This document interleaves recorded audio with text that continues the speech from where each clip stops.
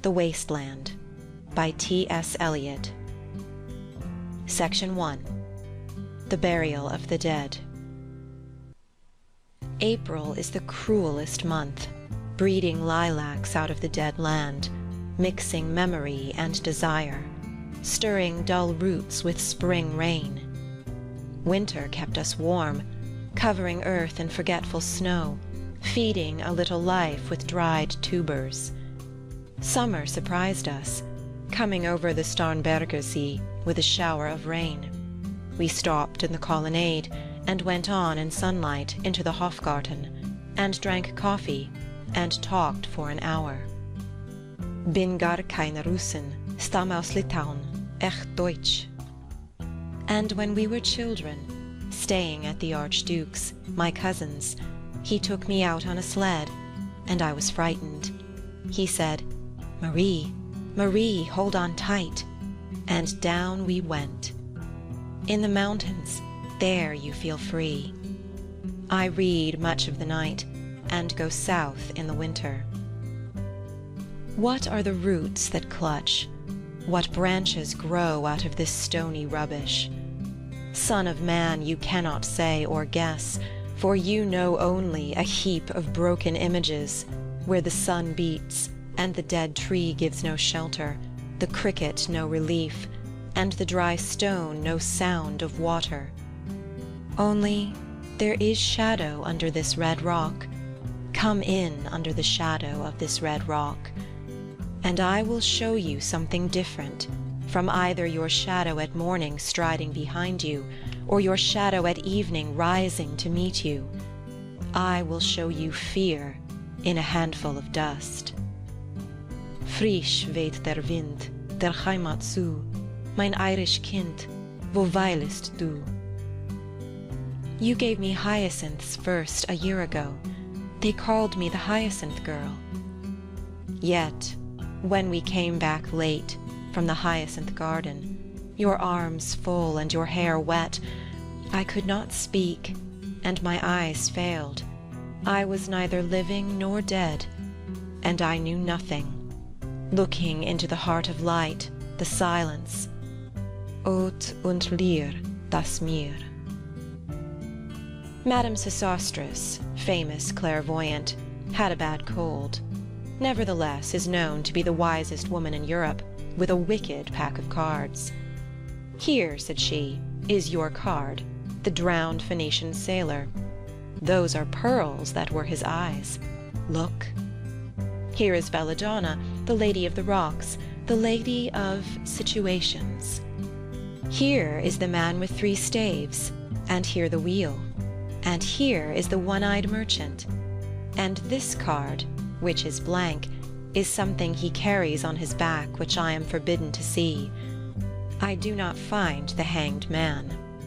Fear death by water. I see crowds of people walking round in a ring. Thank you. If you see dear Mrs. Equitone, tell her I bring the horoscope myself. One must be so careful these days." Unreal city. Under the brown fog of a winter dawn, a crowd flowed over London Bridge. So many. I had not thought death had undone so many. Sighs, short and infrequent, were exhaled, and each man fixed his eyes before his feet, flowed up the hill and down King William Street, to where St. Mary Woolnoth kept the hours with a dead sound on the final stroke of 9. There I saw one I knew, and stopped him, crying, "Stetson, you who were with me in the ships at Miley. That corpse you planted last year in your garden, has it begun to sprout? Will it bloom this year? Or has the sudden frost disturbed its bed? Oh, keep the dog far hence that's friend to men, or with his nails he'll dig it up again. You, hypocrite lecteur, mon semblable, mon frère." Section 2. A Game of Chess. The chair she sat in, like a burnished throne, glowed on the marble. where the glass held up by standards wrought with fruited vines, from which a golden Cupidon peeped out. Another hid his eyes behind his wing. Doubled the flames of a 7-branched candelabra, reflecting light upon the table as the glitter of her jewels rose to meet it. From satin cases poured in rich profusion. In vials of ivory and coloured glass unstoppered lurked her strange synthetic perfumes, unguent, powdered or liquid, troubled, confused, and drowned the scents in odours. Stirred by the air that freshened from the window, these ascended in fattening the prolonged candle flames, flung their smoke into the lacqueria, stirring the pattern on the coffered ceiling. Huge seawood fed with copper burned green and orange, framed by the coloured stone, in which sad light a carved dolphin swam. Above the antique mantel was displayed, as though a window gave upon the sylvan scene, the change of Philomel, by the barbarous king so rudely forced. Yet there the nightingale filled all the desert with inviolable voice, and still she cried, and still the world pursues, jug, jug, to dirty ears. And other withered stumps of time were told upon the walls, staring forms leaned out, leaning, hushing the room enclosed. Footsteps shuffled on the stair. Under the firelight, under the brush, her hair spread out in fiery points, glowed into words, then would be savagely still. My nerves are bad tonight. Yes, bad. Stay with me. Speak to me. Why do you never speak? Speak. What are you thinking of? What thinking? What? I never know what you were thinking. Think. I think we are in Rat's Alley, where the dead men lost their bones. What is that noise? The wind under the door. What is that noise now? What is the wind doing? Nothing. Again, nothing. Do you know nothing? Do you see nothing? Do you remember nothing? I remember those are pearls that were his eyes. Are you alive or not? Is there nothing in your head? But, oh, that Shakespearean rag, it's so elegant, so intelligent. What shall I do now? What shall I do? I shall rush out as I am and walk the street with my hair down so. What shall we do tomorrow? What shall we ever do? The hot water at 10. And if it rains, a closed car at 4. And we shall play a game of chess, pressing lidless eyes and waiting for a knock upon the door. When Lil's husband got demobbed, I said, I didn't mince my words, I said to her myself, hurry up, please, it's time. Now Albert's coming back, make yourself a bit smart. He'll want to know what you done with that money he gave you to get yourself some teeth. He did, I was there. You have them all out, Lil, and get a nice set, he said. I swear I can't bear to look at you. And no more can't I said. And think of poor Albert. He's been in the army 4 years, he wants a good time. And if you don't give it him, there's others will, I said. Oh, is there? She said. Something of that, I said. Then I'll know who to thank, she said, and give me a straight look. Hurry up, please, it's time. If you don't like it, you can get on with it, I said. Others can pick and choose if you can't. But if Albert makes off, it won't be for lack of telling. You ought to be ashamed, I said, to look so antique. And her only 31. I can't help it, she said, pulling a long face. It's them pills I took to bring it off, she said. She's had 5 already, and nearly died, young George. The chemist said it would be all right, but I've never been the same. You are a proper fool, I said. Well, if Albert won't leave you alone, there it is, I said. What you get married for if you don't want children?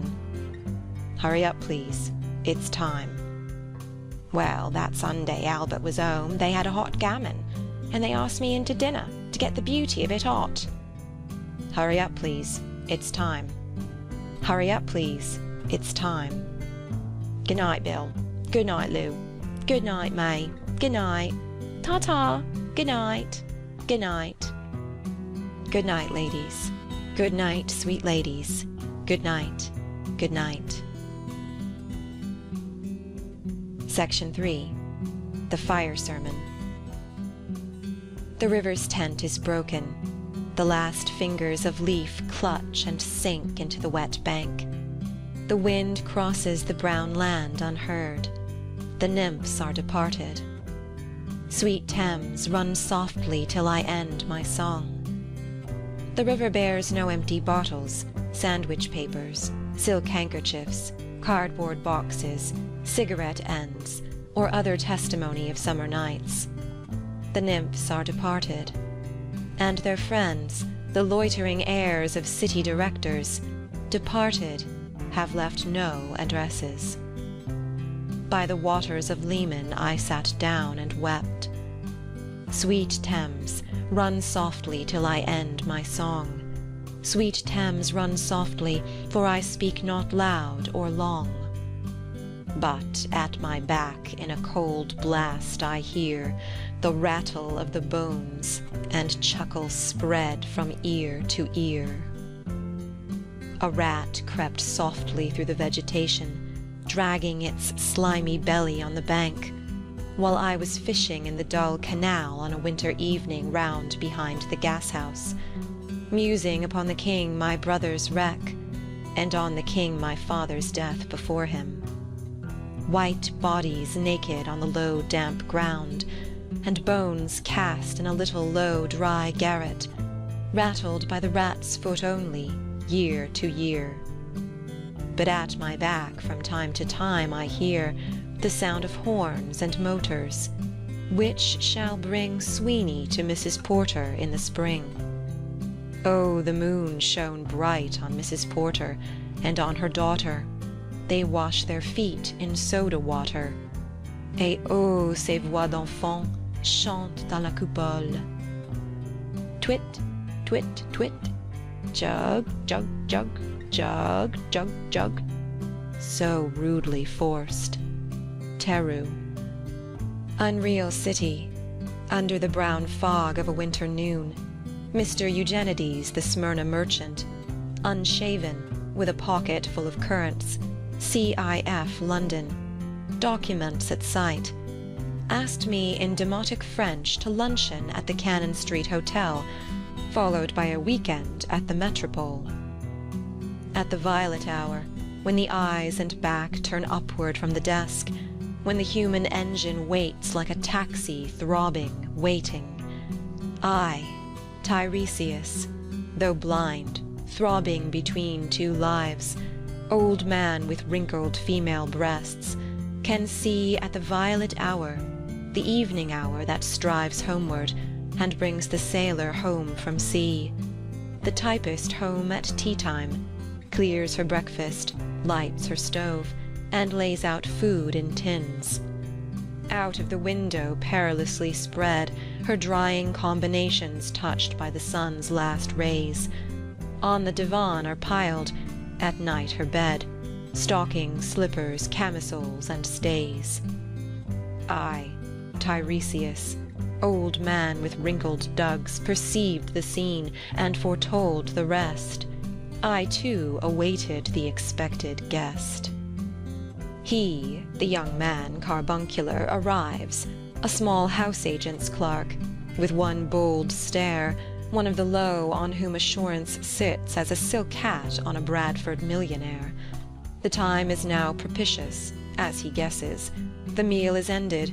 She is bored and tired, endeavours to engage her in caresses, which still are unreproved, if undesired. Flushed and decided, he assaults at once.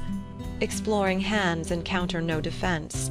His vanity requires no response, and makes a welcome of indifference.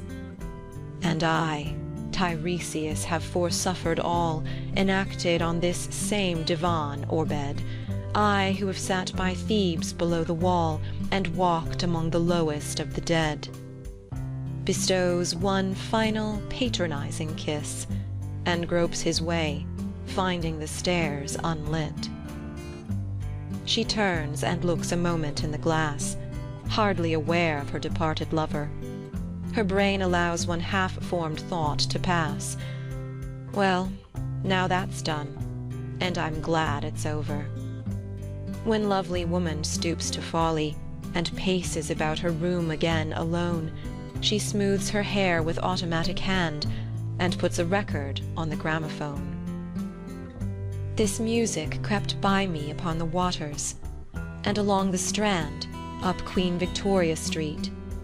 O city, city, I can sometimes hear, beside a public bar in Lower Thames Street, the pleasant whining of a mandolin, and a clatter and a chatter from within, where fishmen lounge at noon, where the walls of Magnus Martyr hold inexplicable splendor of Ionian white and gold.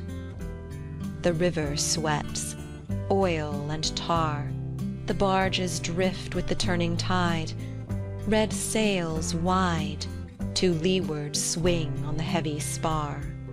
The barges wash, drifting logs, down Greenwich reach, past the Isle of Dogs. Wah la la, lea, wa la la, lea la la. Elizabeth and Leicester, beating oars, the stern was formed, a gilded shell, red and gold, the brisk swell rippled both shores, southwest wind carried downstream, the peal of bells, white towers. Wah la la, lea, wa la la, lea la la. Trams and dusty trees, Highbury bore me, Richmond and Kew undid me. By Richmond I raised my knees, supine on the floor of a narrow canoe. My feet are at Moorgate, and my heart under my feet. After the event he wept, he promised a new start. I made no comment. What should I resent? On Margate sands, I can connect nothing with nothing, the broken fingernails of dirty hands. My people humble people, who expect nothing. La la. To Carthage then I came, burning, burning, burning, burning. O Lord, thou pluckest me out, O Lord, thou pluckest. Burning. Section 4. Death by Water. Phlebas the Phoenician, a fortnight dead, forgot the cry of gulls, and the deep sea swell, and the profit and loss. A current under sea picked his bones in whispers. As he rose and fell, he passed the stages of his age and youth, entering the whirlpool. Gentile or Jew, O you who turn the wheel and look to windward, consider Phlebas, who was once handsome and tall as you. Section 5. What the Thunder Said. After the torchlight red on sweaty vases, after the frosty silence in the gardens, after the agony in stony places, the shouting and the crying, prison and palace and reverberation of thunder, of spring over distant mountains. He who was living is now dead. We who were living are now dying, with a little patience. Here is no water, but only rock, rock and no water, and the sandy road, the road winding above among the mountains, which are mountains of rock without water. If there were water, we should stop and drink. Amongst the rock one cannot stop or think. Sweat is dry and feet are in the sand. If there were only water amongst the rock, dead mountain mouth of carious teeth that cannot spit. Here one can neither stand, nor lie, nor sit. There is not even silence in the mountains, but dry, sterile thunder without rain. There is not even solitude in the mountains, but red, sullen faces sneer and snarl from doors of mud-cracked houses. If there were water, and no rock, if there were rock and also water, and water, a spring, a pool among the rock, if there were the sound of water only, not the cicada and dry grass singing, but sound of water over a rock, where the hermit thrush sings in the pine trees, drip drop, drip drop, drop, drop, drop. But there is no water. Who is the third who walks always beside you? When I count, there are only you and I together, but when I look ahead up the white road, there is always another one walking beside you, gliding, wrapped in a brown mantle, hooded. I do not know whether a man or a woman, but who is that on the other side of you? What is that sound high in the air? Murmur of maternal lamentation. Who are those hooded hordes swarming over endless plains, stumbling in cracked earth, ringed by the flat horizon only? What is the city over the mountains, cracks and reforms and bursts in the violet air? Falling towers, Jerusalem, Athens, Alexandria, Vienna, London. Unreal. A woman drew her long black hair out tight, and fiddled whisper music on those strings, and bats with baby faces in the violet light whistled and beat their wings, and crawled head downward down a blackened wall. And upside down in air were towers, tolling reminiscent bells, that kept the hours, and voices singing out of empty cisterns and exhausted wells. In this decayed hole among the mountains in the faint moonlight, the grass is singing over the tumbled graves. About the chapel, there is the empty chapel, only the wind's home. It has no windows, and the door swings. Dry bones can harm no one. Only a cock stood on the roof tree. Cocorico, cocorico, in a flash of lightning. Then a damp gust, bringing rain. Ganga was sunken, and the limp leaves waited for rain, while the black clouds gathered far distant over Himavant. The jungle crouched, humped in silence. Then spoke the thunder. Da.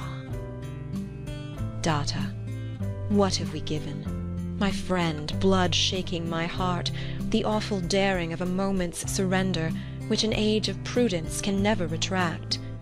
By this and this only we have existed, which is not to be found in our obituaries, or in memories draped by the beneficent spider, or under seals broken by the lean solicitor, in our empty rooms. Da. Dayadfam. I have heard the key turn in the door once, and turn once only. We think of the key, each in his prison, thinking of the key. Each confirms a prison. Only at nightfall, ethereal rumors revive for a moment a broken Coriolanus. Da. Damyata. The boat responded gaily, to the hand expert with sail and oar. The sea was calm. Your heart would have responded gaily, when invited, beating obedient to controlling hands. I sat upon the shore fishing, with the arid plain behind me. Shall I at least set my lands in order? London Bridge is falling down, falling down, falling down. Puasacosa nel foco scegli affina, quando fia muticelidan. O swallow, swallow, le prince d'Aquitaine à la tour abolie. These fragments I have shored against my ruins. Why then, I'll fit you, Hieronymo's mad again. Datta, Dayadvam, Damyata, Shanti, Shanti, Shanti. End of the Wasteland by T.S. Eliot.